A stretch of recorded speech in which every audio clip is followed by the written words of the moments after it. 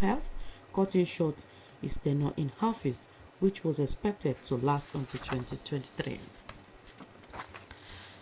The House of Representatives has summoned the Head of Service of the Federation and Accountant General of the Federation over the non-payment of pensions and gratuity to retired federal civil servants for 9 months. Others summoned to provide an explanation for the delay include the Director General of the National Pension Commission and the Executive Secretary of the Pension Transitional Arrangement Directorate. This followed the adoption of a motion by a lawmaker representing PDP Edo, Mrs. Shegius Ogun during the plenary in Abuja.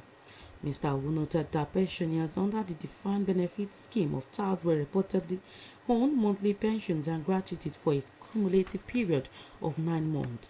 The House therefore urged her to appear before the Committees on Pension and Public Service Matters and provide an explanation for the non-payment. The House also mandated the Committees on Pension, Public Service Matters and Legislative to ensure compliance with this resolution and report back within 4 weeks for further legislative action. The Sultan of Sokoto and President General Nigeria Supreme Court Council for Islamic Affairs, Sir Abubakar III, has directed the Muslim Ummah to look out for the new moon of Zul-Hijjah from today. Mr. Abubakar said this in a statement by Chairman of the Advisory Committee on Religious Affairs, Sultanate Council, Sokoto Sambo Junaidu. The Sultan prayed to Allah to assist the Muslim Ummah in discharging their religious duties. Zul-Hijjah is the 12th and the last month in the Islamic calendar where the holy pilgrimage takes place, as well as the festival of sacrifice. This is the news at Dawn Committee from Osun State Broadcasting Corporation, Ile-Awiye, Okebale, Osogbo, Voice of the West. Now our main news message. Education is the only legacy one can give to a child. So, give education to that child, whether male or female. The Rivers State High Court in Port Harcourt has granted bail to a lawmaker, Mr. Farah Dagogo, after 60 days in detention. Mr. Dagogo, a former governorship aspirant on the platform of the People's Democratic Party (PDP), who represents the Gama Boni Federal constituency in the House of Representatives, was granted bail in the sum of 20 million naira following charges filed against him by the Rivers State government. Justice Chiwendo Nwongo, while granting the lawmaker bail in a ruling, also directed Mr. Dagogo to deposit his international passport and barred him from traveling outside the country without leave of the court. Justice Nwongo ruled that the shorty must be a citizen of Nigeria and an indigene of Rivers State who must have a registered document of title that reside within Rivers State and Port Harcourt metropolis. It will be recalled that the lawmaker was arrested when he appeared for screening at the PDP zonal office in Port Harcourt a day after Rivers State Governor Nyesom Wike declared him wanted. No fewer than 3 persons have been arrested by the Nigeria Security and Civil Defense Corps Gombe State Command for vandalizing the property of the Nigeria Railway Corporation. They were paraded alongside one other who was said to be a serial kidnapper in the state. Speaking during a media briefing at the command, Commandant Waziri Koni said the items being vandalized included railway sleepers, nuts and bolts. According to him, his men tagged the vandals based on intelligence reports, adding that the community support aided his corps' due diligence. He revealed that the investigation was ongoing towards unraveling their buyers and other syndicates to the heinous crime.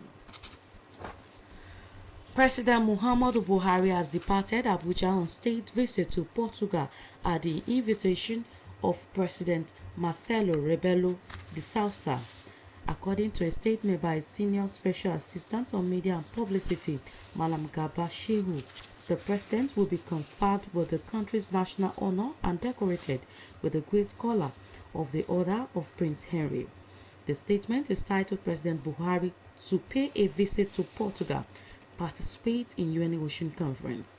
According to Malam Shehu, the two presidents are expected to chair an enlarged bilateral meeting and witness the signing of some agreement bordering on issues of mutual concern.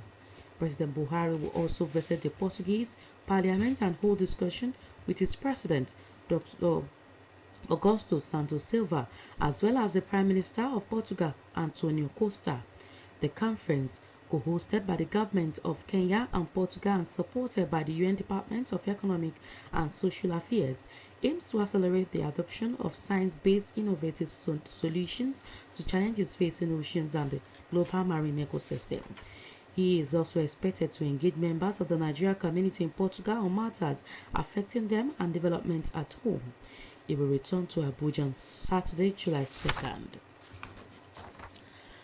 South Africa's scheduled power cuts are being increased to up to 6 hours a day to avoid catastrophic grid collapse. The main power company Eskom blames its striking workers, demanding a 10% pay rise for this new enforced blackout or load shedding, as it's called in the country.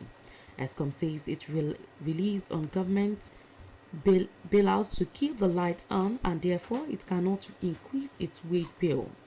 South Africa is the continent's most industrialized country, and this disruption to homes and businesses comes in the middle of the southern hemisphere cold winter. Report says Eskom problem emanate from a $26 billion debt burden along with an old and failing grid. It did recently build 2 new power stations, but both have design flaws and are unable to provide power on a constant basis. To end the news, are done here again at the major point. The Senate has resolved to proceed with its ongoing probe of corruption allegation leveled against former Chief Justice of Nigeria, Justice Tanko Muhammad. The representative has summoned the head of service of the Federation, Akata General of the Federation, over the non-payment of pension and gratuity to retired federal civil servants for 9 months. No fewer than 3 pension persons have been arrested by the Nigeria Security and Civil Defense Corps Gombe State Command for vandalizing the property of the Nigerian Railway Corporation. South Africa's scheduled power cuts are being increased to up to 6 hours a day to avoid catastrophic grid collapse. That was the news done, edited by Olushola Igbodofo and delivered by Tolulope Ajanaku. Today's news talk requires the high rate of extrajudicial killing in another part of the country, with a call on government to enact a law that will deal decisively with anyone found guilty of committing the crime. It is written by Oladapo Oyetuji of our editorial desk. Extrajudicial killing has become worrisome in the country, especially in the northern part of Nigeria. It is an act of gruesome murder of human beings without any justifiable reason. Many lives have been taken away untimely by the religious extremists, all in the name of protecting their religion. And no religion preaches murder. One thing that is sacrosanct is that Nigeria is a secular state, that no one can turn to a religious country like Afghanistan, Pakistan, Somalia, and some other Asian countries without being resisted by the government. The case of Debra Yakubu, a 200-level student of Sheikh Shagari College of Education, Sokoto, who was gruesomely murdered by her schoolmates over an alleged blasphemy of Prophet Muhammad, is still fresh in the memory of all and sundry. Islamic scholars have come out to say there is no place for blasphemy in the Holy Quran. The incident has generated a lot of reactions and wide condemnations all over the world by the religious leaders. The deceased was stoned to death and her lifeless body was also burnt without minding what will be the result of the action here on earth and the great beyond. Investigations made it known that killing of oneself is a sin against God, not to talk of fellow human being. Newstalk believe that the only way which can bring harmonious relationship and unity in Nigeria is through tolerance, perseverance, and peaceful coexistence among all religious worshippers. Newstalk is of the opinion that the dastardly act could also be eradicated in the society if the government government could enact a law that would deal decisively with anyone found guilty of committing the crime. Judiciary must also be alive to its responsibilities towards ensuring that hearing and prosecution of the offenders be fast-tracked to serve as deterrent to others who may have the intention of returning into such criminal acts. That news stock, which condemned the high rate of extrajudicial killing in another part of the country, was written by Oladapo Yetuji of our editorial desk. It was read by Olushola Egbodofo. Thanks for listening. Good morning.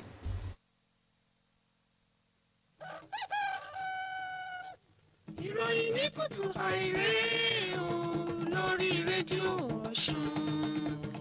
Ìròyìn ní kùtù àìrè o lórí rédíò Ọ̀ṣun.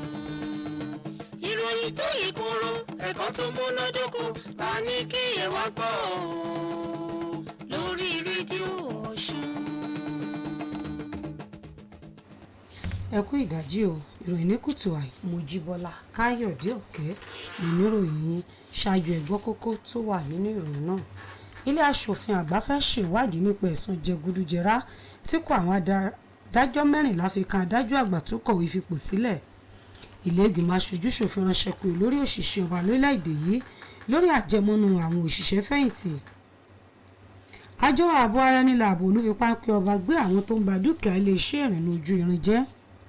Nǹkan kò ṣe déédéé mọ́ lẹ́kàánú ọ̀bọ̀ orílẹ̀‐èdè South Africa. Ìròyìn ọ̀rẹ́ lẹ́kùnrẹ́rẹ́. Gẹ́gẹ́ bí ètò ìdìbò gómìnà ìpínlẹ̀ Ọ̀ṣun ṣe kù ọjọ́ 18 ó kéré tán 10,000 àwọn ọmọ ẹgbẹ́ òṣèlú PDP ló ti darapọ̀ mọ́ ẹgbẹ́ APC nípínlẹ̀ yìí. Àwọn èèyàn náà ní ìgbésẹ̀ àwọn kó sẹ́yìn ìṣọwọ́ṣe ìjọba gómìnà Adégbóyèga Oyètọ́lá látọdún 2018 tó ti dórí àlééfà. Lára àwọn tó kúrò nínú ẹgbẹ́ òṣèlú PDP darapọ̀ mọ́ APC ni alága ẹ̀kọ́ kan nínú ẹgbẹ́ òṣèlú PDP, olùdíje fún ipò igbákejì gómìnà ẹgbẹ́ òṣèlú PDP lọ́dún 2018, àwọn ọmọ ilé aṣòfin tẹ́lẹ̀ rí nípínlẹ̀ àti ilé aṣòfin àpapọ̀ tó fi mọ́ àwọn adarí kan nínú ẹgbẹ́ alátakò. Àwọn èèyàn náà ni ọ̀rẹ́bù Wálé Òjó, ọ̀rẹ́bù Albert Adéògún àti ọ̀kan lára àwọn tó gbèrò láti díje fún ipò ilé ìgbìmọ̀ aṣojú-ṣòfin fẹ́kù ìdìbò àpapọ̀ Ẹdẹ Ayọ̀délé Asálú tó fi méèkì kan nínú ẹgbẹ́ náà Sọjí Ìbíkúnlé. Freedom Park Òṣogbo lẹ́gbẹ́ òṣèlú APC ti tẹ́wọ́ gba àwọn èèyàn ọ̀hún tí wọ́n wá láti àwọn wọ́ọ̀dù ìjọba ìbílẹ̀ àti ẹkùn ìdìbò àpapọ̀ káàkiri ìpínlẹ̀ yìí. Nígbà tó ń tẹ́wọ́ gba àwọn èèyàn náà, akọ̀wé ẹgbẹ́ òṣèlú APC lápapọ̀ ilẹ̀ yìí Sẹ́nẹ́tọ̀ Ìyọlá Omíṣore kí wọ́n káàbọ̀ fún ìpinnu wọn láti darapọ̀ mọ́ ikọ̀ onítẹ̀síwájú. Nínú ọ̀rọ̀ ọ̀tọ̀ọ̀tọ̀ wọn, abẹnugan ilé aṣòfin ìpínlẹ̀ yìí ọ̀rẹ́bù Timothy Owóẹ̀yẹ, olùdarí àgbà fúnkọ̀ ìpolongo ìbò fún sáà kejì gómìnà Oyètọ́lá, Sẹ́nẹ́tọ̀ Ajíbọ́lá Bàṣírù, alága ẹgbẹ́ APC nípínlẹ̀ yìí ọmọọba Gbóyèga Fámúòdùn, ìgbákejì gómìnà tẹ́lẹ̀ rí Ọ̀túnba Títílayọ̀ Oyèpọ́nlé káwọn èèyàn náà káàbọ̀ pẹ̀lú ìdánilójú pé ẹgbẹ́ yóò ṣe déédéé pẹ̀lú wọn. Ní báyìí gómìnà ìpínlẹ̀ Ọ̀ṣun ọ̀gbẹ́ni Adégbóyèga Oyètọ́lá ti mú dá àwọn tó ṣẹ̀ṣẹ̀ darapọ̀ mọ́ ẹgbẹ́ òṣèlú APC láti inú ẹgbẹ́ òṣèlú alátakò lójú pé ẹgbẹ́ yóò ṣe déédéé pẹ̀lú wọn nípa rírí dájú pé ohun tó bá tọ́ sí àwọn tó ti wà nínú ẹgbẹ́ tẹ́lẹ̀ tọ́ sí àwọn náà. Gómìnà Oyètọ́lá sọ bẹ́ẹ̀ lásìkò tó ń tẹ́wọ́ gba 10,000 àwọn ọmọ ẹgbẹ́ òṣèlú alátakò tí wọ́n darapọ̀ mọ́ ẹgbẹ́ APC nílùú Òṣogbo ti ṣòlú ìlú ìpínlẹ̀ yìí. Nígbà tó ń káwọn tó darapọ̀ mọ́ ẹgbẹ́ APC náà káàbọ̀, gómìnà Oyètọ́lá rọ gbogbo àwọn ọmọ ẹgbẹ́ láti lọ gba káàdì ìdìbò alálòpẹ́ wọn. Ó mú dá àwọn olùdìbò lójú pé ìjọba òun kò ní rẹ̀wẹ̀sì nídìí akitiyan àti rí pé èrè jẹ́ ìjọba tiwantiwa kárí ilé kárí oko tí wọ́n bá fi ìbò gbé òun wọlé fún sáà kejì lọ́jọ́ 16 oṣù tó ń bọ̀. Ilé aṣòfin àgbà ilẹ̀ yìí ti pinnu láti tẹ̀síwájú nínú ìwádìí ẹ̀sùn jẹgúdújẹrá tí àwọn adájọ́ kan fi kan adájọ́ àgbà tẹ́lẹ̀ rí lórílẹ̀‐èdè yìí onídàájọ́ Tanko Muhammed. Èyí kò sẹ̀yìn àbá alága ìgbìmọ̀ tẹ̀kótó ilé lórí ọ̀rọ̀ ẹ̀ka ètò ìdájọ́ Sẹ́nẹ́tọ̀ Ọ̀pẹ́yẹmí Bámidélé. Àwọn ti pe kó àwọn adájọ́ 14 nílé ẹjọ́ tó ga jùlọ lórílẹ̀‐èdè yìí kọ lẹ́tà ìfẹ̀hónúhàn ṣọwọ́ sí adájọ́ àgbà tó ṣẹ̀ṣẹ̀ kọ̀wé fipò sílẹ̀ ọ̀hún lórí àìṣedéédéé tó ń ṣẹlẹ̀ nílé ẹjọ́ náà, èyí tí wọ́n ló ń pa iṣẹ́ àwọn lára. Ọjọ́ Ajé ìjẹta làdájọ́ àgbà náà kọ̀wé fipò sílẹ̀ látàrí ipò tí ìlera rẹ̀ wà. Ọdún 2023 ló yẹ kí sáà rẹ̀ parí lọ́fíìsì. ilé ìgbìmọ̀ aṣojú ṣòfin ilẹ̀ ti ránṣẹ́ pé olórí àwọn òṣìṣẹ́ ọba lórílẹ̀‐èdè yìí àti olùṣirò owó àgbà nílẹ̀ yìí lórí àìsan owó ìfẹ̀yìntì àti àjẹmọ́nú àwọn òṣìṣẹ́ fẹ̀yìntì nílé iṣẹ́ ìjọba àpapọ̀ fóṣù 9. lára àwọn tí ilé tún ránṣẹ́ pé láti wá ṣàlàyé lórí ohun tó mú kọ̀rọ̀ sísun owó ìfẹ̀yìntì àti àjẹmọ́nú náà máa falẹ̀ ni olùdarí àgbà fàjọ tó ń mójútó ọ̀rọ̀ ìfẹ̀yìntì àti alákòóso iléeṣẹ́ àjọ tó ń mójútó ọ̀rọ̀ ìfẹ̀yìntì. èyí kò sẹ́yìn àbá tí ọ̀kan lára ọmọ ilé tó jẹ́ ọmọ ẹgbẹ́ òṣèlú PDP láti ìpínlẹ̀ Edo ọ̀rẹ́bù Sagios Ogunda níbi ìjókòólé aṣòfin náà tọ́ka sí pé owó ìfẹ̀yìntì oṣù 9 àti àjẹmọ́nú oṣù 9 làwọn òṣìṣẹ́fẹ̀yìntì iléeṣẹ́ ìjọba àpapọ̀ kò tí ì rí gbà. ilé wa ránṣẹ́ pé àjọ tó wà fọ́rọ̀ ìfẹ̀yìntì àwọn òṣìṣẹ́fẹ̀yìntì nílé iṣẹ́ ìjọba àpapọ̀ láti wá ṣàlàyé lórí ọ̀rọ̀ ọ̀hún. bákan náà nílé kan pa fún ìgbìmọ̀ tẹ̀kótó rẹ̀ lórí ọ̀rọ̀ àwọn òṣìṣẹ́fẹ̀yìntì láti rí i pé gbogbo àwọn tọ́rọ̀ kàn ṣe níbàámu pẹ̀lú àṣẹ ilé kígbìmọ̀ náà sì jábọ̀ padà láàrin ọ̀sẹ̀ 4. Sultan ti Sokoto tó tún jẹ́ adarí àpapọ̀ fàjọ tó mójútó ọ̀rọ̀ ẹ̀sìn Islam lórílẹ̀‐èdè yìí Sadi Abubakar kẹta ti pàṣẹ fún gbogbo àwọn mùsùlùmí láti bẹ̀rẹ̀ sí ní fojú sọ́nà fún oṣù ojú ọ̀run látòní lọ. ọ̀gbẹ́ni Abubakar sọ nínú àtẹ̀jáde kan tálága ìgbìmọ̀ tó mójútó ọ̀rọ̀ ẹ̀sìn lábẹ́ àjọ náà Sambo Junaidu fi síta. Sultan gbàládùúrà pé kí aláàárín àwọn mùsùlùmí lọ́wọ́ láti ṣẹ̀sìn bó ṣe yẹ. Dùn ìjà ní ọjọ́ 12 oṣù tó gbẹ̀yìn nínú òǹkà ẹ̀sìn Islam ti ṣe àkókò tí ṣe hajj àti ọdún iléyá máa ń wáyé. ilé àwíyé òkè balẹ̀ Òṣogbo láti ń ròyìn láti iléeṣẹ́ rédíò Ọ̀ṣun ẹgbẹ́ iṣẹ́ pàtàkì tá a ní fún yín. ètò ẹ̀kọ́ nìkan lógún ayérayé tóbi lè fọmọ yálà obìnrin tàbọ́kùnrin nítorí náà ẹ jẹ́ ká fọmọ lẹ́kọ̀ọ́ tó yè kooro. ilé ẹjọ́ gíga tó wà nílùú Port Harcourt ìpínlẹ̀ Rivers ti gbé onídùúró aṣòfin kan ọ̀gbẹ́ni Farah Dagogo lẹ́yìn tó lóṣù 2 láhàámọ́. ilé ẹjọ́ gbé onídùúró ọ̀gbẹ́ni Dagogo tó jẹ́ ọ̀kan lára àwọn tó gbèrò láti dupò gómìnà ìpínlẹ̀ náà lábẹ́ àsíá ẹgbẹ́ òṣèlú PDP nígbà kan rí tó tún jẹ́ aṣòfin tó ń ṣojú ẹkùn ìdìbò àpapọ̀ kan nílé ìgbìmọ̀ aṣojú ṣòfin ilẹ̀ yìí pẹ̀lú mílíọ̀nù lọ́nà 20 náírà. ìjọba ìpínlẹ̀ Rivers ló fẹ̀sùn kan aṣòfin ọ̀hún. onídàájọ́ Chinwendu Nwogu sọ nínú ìgbẹ́jọ́ rẹ̀ pé kí aṣòfin náà jọ̀wọ́ ìwé ìrìnnà rẹ̀ sílẹ̀ òkèèrè fúnlé ẹjọ́. àwọn rántí pé àwọn agbófinró fífọ́ pé ọba gbé aṣòfin ọ̀hún lásìkò tó lọ fún àyẹ̀wò fínífíní lọ́fíìsì ẹgbẹ́ òṣèlú PDP tó wà nílùú Port Harcourt lọ́jọ́ kejì tí gómìnà Nyesom Wike tìpínlẹ̀ náà kéde pé ìjọba ń wà. àjọ ààbò ara ẹni làbò òlu nípínlẹ̀ Gombe ti fi páńpẹ́ ọba gbé èèyàn 3 lórí ẹ̀sùn pé wọ́n ń ba dúkìá àjọ ètò ìrìnnà ojú irin jẹ́. àjọ náà ṣàfihàn àwọn èèyàn ọ̀hún pẹ̀lú ọkùnrin kan tó tún fura sí bíi ajínigbé nípínlẹ̀ náà. ọ̀gá àjọ náà Waziri Goni ló ṣàlàyé yìí níbi ìpàdé oníròyìn kan lórí iléeṣẹ́ rẹ̀ gẹ́gẹ́ bó ṣe wí. àwọn òṣìṣẹ́ òun ló fi páńpẹ́ ọba gbá àwọn èèyàn ọ̀hún lẹ́yìn ìfimúfínlẹ̀. ààrẹ Muhammadu Buhari ti tẹ́kọ̀ bàálù létí lọ sórílẹ̀-èdè Portugal láti ṣàbẹ̀wò sáàrẹ Marcelo Rebelo de Sousa. àtẹ̀jáde kan tó ràn lọ́wọ́ ètò ìròyìn fún ààrẹ Garba Shehu fi síta tọ́ka sí pé orílẹ̀-èdè náà yóò fàmì ẹ̀yẹ dá ààrẹ Buhari lọ́lá lásìkò àbẹ̀wò rẹ̀. àtẹ̀jáde ọ̀hún fi kún pé àwọn ààrẹ méjèèjì yóò tún fọwọ́ sí ìwé àdéhùn àjọṣepọ̀. bákan náà lààrẹ Buhari yóò ṣàbẹ̀wò sílé aṣòfin orílẹ̀-èdè Portugal láti jíròrò pẹ̀lú olórí ilé àti olóòtú ìjọba ilẹ̀ náà. ààrẹ Buhari yóò tún lo àǹfààní àbẹ̀wò rẹ̀ ọ̀hún láti ṣèpàdé pẹ̀lú àwọn ọmọ orílẹ̀-èdè yìí tó ń gbé ní Portugal. sátidé ọjọ́ 7 oṣù tó ń bọ̀ nírètí wà pé ààrẹ yóò darí padà sí orílẹ̀-èdè yìí. iléeṣẹ́ tó ń pèsè iná ọba lórílẹ̀-èdè South Africa ti ń paná fún wákàtí 6 lójúmọ́. iléeṣẹ́ náà di ẹ̀bi ohun tó ń ṣẹlẹ̀ ọ̀hún rú àwọn òṣìṣẹ́ rẹ̀ tó ń yanṣẹ́lódì lórí pé wọ́n ń béèrè fún ẹ̀kúnwó. iléeṣẹ́ náà ní ìrànlọ́wọ́ ìjọba ló ń gbọ́kànlé àti pé òun kò lè déédéé ṣàfikún owó oṣù. orílẹ̀-èdè South Africa jẹ́ ọ̀kan lára àwọn orílẹ̀-èdè tí iléeṣẹ́ pọ̀ sí jùlọ àti pé ó ṣeé ṣe kó tó ń ṣẹlẹ̀ náà ṣàkóbá. lẹ́nu lọ́lọ́ yìí lórílẹ̀-èdè South Africa pèsè iléeṣẹ́ tuntun 2 ọ̀tọ̀ọ̀tọ̀ tó ń pèsè iná ọba àmọ́ ṣá tí àwọn méjèèjì kò ṣe iye mú tó. ǹjẹ́ ká tó mú ìròyìn ní kùtù ẹ̀ wá sópin kókó wọn mẹ́nubà rí lẹ́ẹ̀kan sí i. ilé aṣòfin àgbà ilẹ̀ yìí ti ní ìgbẹ́tẹnumọ́gi Ògún lòun yóò fọ̀rọ̀ ìwádìí nípa adájọ́ àgbà lórílẹ̀‐èdè yìí tó ṣẹ̀ṣẹ̀ kọ̀wé fipò sílẹ̀ onídàájọ́ Tanko Muhammed ṣe lórí ẹ̀sùn tí kò àwọn adájọ́ 14 fi kàn án. ilé ìgbìmọ̀ aṣojú ṣòfin ilẹ̀ yìí ti ránṣẹ́ pé olórí àwọn òṣìṣẹ́ ọba lórílẹ̀‐èdè yìí àti olùṣirò owó àgbà nílẹ̀ yìí láti wá ṣàlàyé lórí ohun tó mú kí sísan owó ìfẹ̀yìntì àtàjẹmọ́nú àwọn òṣìṣẹ́ fẹ̀yìntì máa falẹ̀. àjọ ààbò ara ẹni làbò olú nípínlẹ̀ Gombe ti fi páńpẹ́ ọba gbé èèyàn 3 lórí ẹ̀sùn pé wọ́n ń ba dúkìá iléeṣẹ́ ètò ìrìnnà ojú irin jẹ́. iléeṣẹ́ tó ń pèsè iná ọba lórílẹ̀‐èdè South Africa ti bẹ̀rẹ̀ pípaná fún wákàtí 6 lójúmọ́. èyí lópin ìròyìn ní KUTUAI Olúṣọlá ẹgbẹ̀rọ̀fọ̀ olólóòtú Mojíbọ́lá Káyọ̀dé Ọ̀kẹ́ ló mú wá sétí gbọ̀yìn. èrò tí wàá tò ní ló bójú wo ìpànìyàn bí ẹni pajábọ̀gún tó di lemọ́lemọ́ lápá àríwá ilẹ̀ yìí. èrò tiwa náà dábàá àgbékalẹ̀ òfin tí yóò dá lórí dídá ṣẹ̀rí àfẹnitàgbé ìwà ìdá náà bá símọ́ lórí. Ọ̀làdàpọ̀ Oyètúnjí tẹ̀ka ìròyìn iléeṣẹ́ yìí ló kọ ẹ jẹ́ ká gbọ́.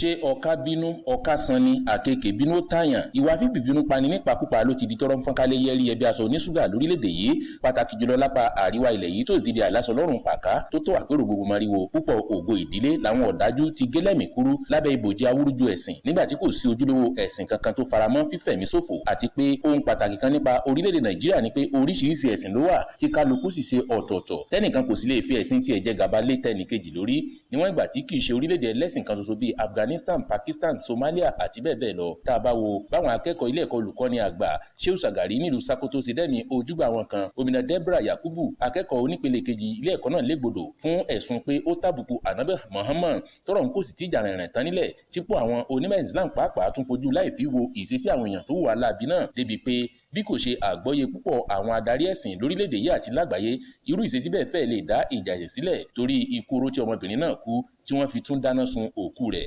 láìro ti ohun tó lè jẹ́ ọ̀hún àti àbájáde irú ìwà ọ̀dájú náà táwọn èèyàn ń mọ̀ọ́mọ̀ ṣe lábẹ́ èrò ta ni ó mú mi. ìwádìí fi hàn pé mímọ̀ọ́mọ̀ gé ẹ̀mí ara ẹni gan kúrú lòdì sí ẹ̀sìn tó sì jẹ́ ohun tó lè fa ìbínú adẹ́dàá ká máa sọ fífẹ̀mí ọmọlàkejì ṣòfò. èrò tiwa gbàgbọ́ pé ọ̀nà kan gbòógì tágbọ̀yé ẹ̀sìn ìrẹ́pọ̀ àti ìṣọ̀kan fi lè fìdí múlẹ̀ lórílẹ̀‐èdè yìí ni láti ní ìpamọ́ra àti ìfẹ́ ọmọlàkejì láì ṣe ẹlẹ́yàmẹ̀yà àti ẹlẹ́sìnmẹ̀sìn. bákan náà lèrò tiwa ń fẹ́ kíjọba gbé òfin mọ̀nàwá tó dógbin kalẹ̀ láti lè dẹ́kun mímú òfin lọ́wọ́ ara ẹni lórí fífẹ̀mí ṣòfò nígbà tí ẹ̀sùn gbígbọ́ ìṣekúpani nípakúpa sì gbọ́dọ̀ jẹ́ ohun tó ń ká ẹ̀ka ètò ìdájọ́ pàápàá lára láti tètè máa rígi ìdájọ́ lérú àwọn tájé bá símọ́ lórí kó lè jẹ́ àríkọ́gbọ́n fún àwọn míì torí bílẹ̀ bá ń gbòsìkà tí ò gbólóòtọ́ bó bá pẹ́ orí a sì máa sún ní ṣe. èrò tiwa tẹ́ ẹ gbọ́ tán ló bẹnu àtẹ́lu bí ìṣẹ̀lẹ̀ ìpànìyàn bí ẹni pajábọ̀gún ṣe wọ́pọ̀ lápá àríwá orílẹ̀-èdè yìí. Ọ̀làdàpọ̀ Oyètúnjí tẹ̀ka ìròyìn iléeṣẹ́ yìí ló kọ́ Adéyẹmí Adélékè ló tún palẹ̀ lédè Yorùbá lẹ́ẹ̀kan sí àpò àjíòde.